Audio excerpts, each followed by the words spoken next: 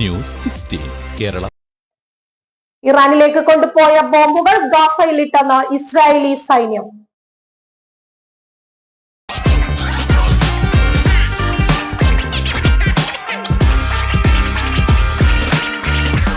നാട്ടിലേക്ക് യാത്ര ചെയ്യുമ്പോൾ ലഗേജ് ഒരു ടെൻഷനാണോ? ഭാരം കൂടി പോയി റീപാക്കിംഗ് എന്നാ ഇനി ടെൻഷൻ വേണ്ട.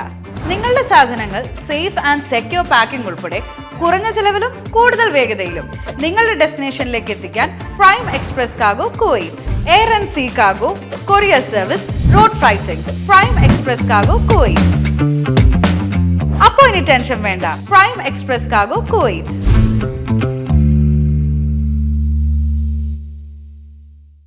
ഇറാനിലിടാൻ കൊണ്ടുപോയതിൽ ബാക്കിയായ ബോംബുകൾ ഗാസയിലിട്ടെന്ന് ഇസ്രായേലി സൈന്യം. ഇറാനിലെ കെട്ടിടങ്ങൾ തകർത്ത് തിരിച്ചു വരുമ്പോൾ ബാക്കിയുള്ള ബോംബുകളാണ് ഗാസയിലിട്ടതെന്ന് ഇസ്രായേലിലെ മാരിവ് പത്രം റിപ്പോർട്ട് ചെയ്തു. വിമാനങ്ങളിലെ പൈലറ്റുമാരാണ് ഗാസ കൺട്രോൾ റൂമിലേക്ക് വിളിച്ച് ഈ ആവശ്യം ഉന്നയിച്ചത്. കൺട്രോൾ റൂം അതിന് അനുമതി നൽകുകയും ചെയ്തു. ഇത് പിന്നീട് സ്ഥിരം നടപടിയായി മാറുകയുണ്ടായി. ജൂൺ 13-നും 24-നും ഇടയിൽ ഇറാനെ ആക്രമിക്കാൻ പോയ ഇസ്രയേലി യുദ്ധവിമാനങ്ങൾ അത്തരത്തിൽ നിരവധി ബോംബുകളാണ് ഗാസയിലിട്ടത്. അക്കാലത്ത് 800 പേരാണ് ഗാസയിൽ മരിച്ചത്. News 16 news desk. പക്ഷമില്ല, വിവേചനമില്ല. നേരിനൊപ്പം, നാടിനൊപ്പം, നാട്ടുകാർക്കൊപ്പം.